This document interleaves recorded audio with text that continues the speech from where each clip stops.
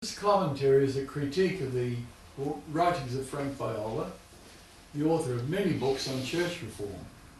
Let's start with some terms that Frank's used on the subjects such as the untold story of the New Testament church, the original pattern for church life and growth, finding the organic church, a comprehensive guide to starting and sustaining authentic Christian communities. These exotic words, untold story, the original pattern, a comprehensive guide to starting and sustaining authentic Christian communities. These terms coined by Modest Frank with regard to his discoveries grabbed my attention in such a way that I simply had to share some comments on his book, Pagan Christianity. Don't be fooled.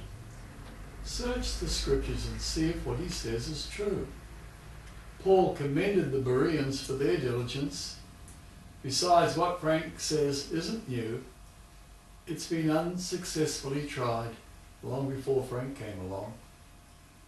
With the support of close friend John Zenz, Frank argues his case for a corporate approach to God and homes, which he stresses was the manner in which the first Christians gathered to learn about Christ. Gene Edwards, Frank's mentor for a number of years, also stressed the corporate approach to God. In Pagan Christianity, page 237, Frank says the phrase personal saviour reinforces a highly individualistic type of Christianity which the New Testament knows nothing of. A just me and Jesus style of faith is totally unscriptural, says Frank to his doting followers. I have a big problem with that. Frank likes the word organic, where life grows spontaneously out of the soil of a house church environment. This is what Frank says will take place in the type of gatherings he promotes. He envisages the mobile ministries of Ephesians rising up in this organic environment facilitated by a church planter.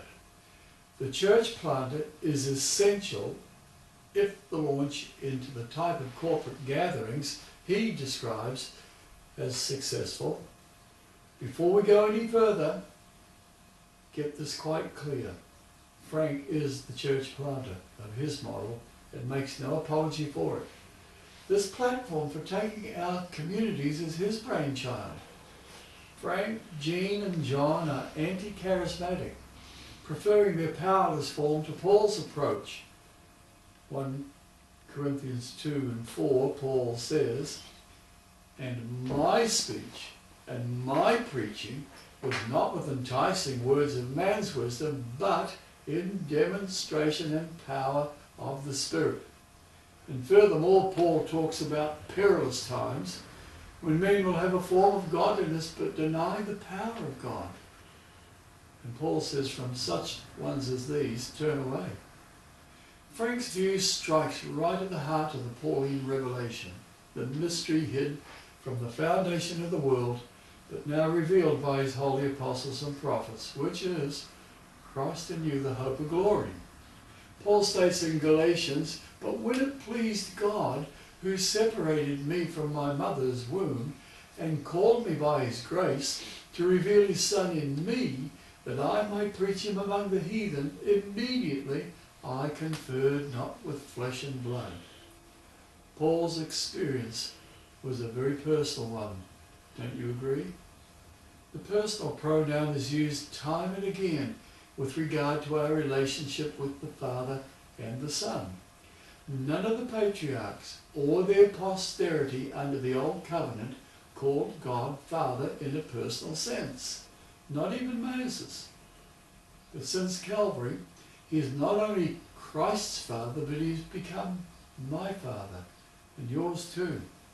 The Father is no longer the unique possession of one nation, but he is the Father of every redeemed soul out of every tribe, kindred, and tongue since Calvary. Pride of race was replaced by love, mercy, forgiveness, and grace. Genealogy no longer applies, but to the contrary, it became a hindrance to his former subjects. Race now counts for little.